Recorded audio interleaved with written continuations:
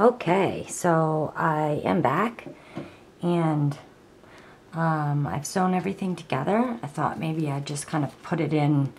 I'm working on this book cover right now, but I figured I'd just throw it in a book real quick so that you could see. I'm not done with the outside cover yet of my signature, but theoretically you would open it up. You could take off this paper clip. You don't even need to use the paper clip, but I just do because I feel that there's an extra added weight here from the papers and the pad, but it's all sewn on. I decided to staple this part on and kind of leave it free floating. But you can open up the pad and use the papers inside. I got like 5 or 6 sheets in there.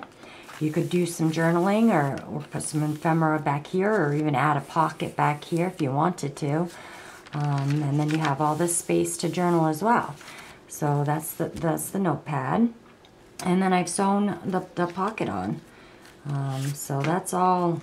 You can glue it. You definitely can glue it. I know a lot of people just think that gluing is so much easier than the sewing, but I like the sewing element. I just think that it makes it so it's definitely not going to come off, and I don't know, it just adds another texture and element to look at.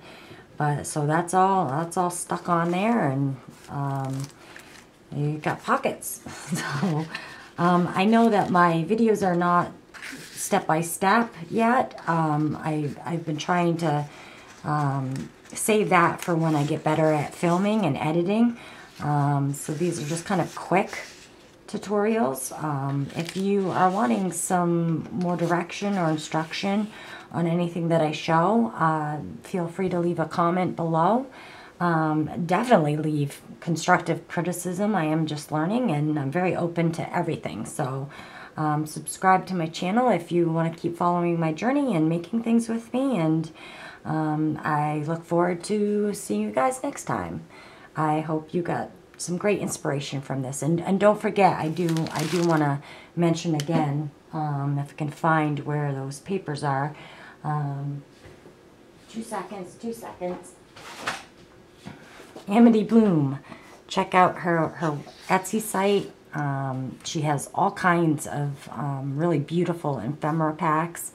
But the one that I used was, I think it was the Vintage Farmhouse. But I'll leave the link below. So, again, a shout out to her because she's just amazing. I love all of her things, and I'll probably be using one of her kits in another video. So, happy creating. Thank you. Bye-bye.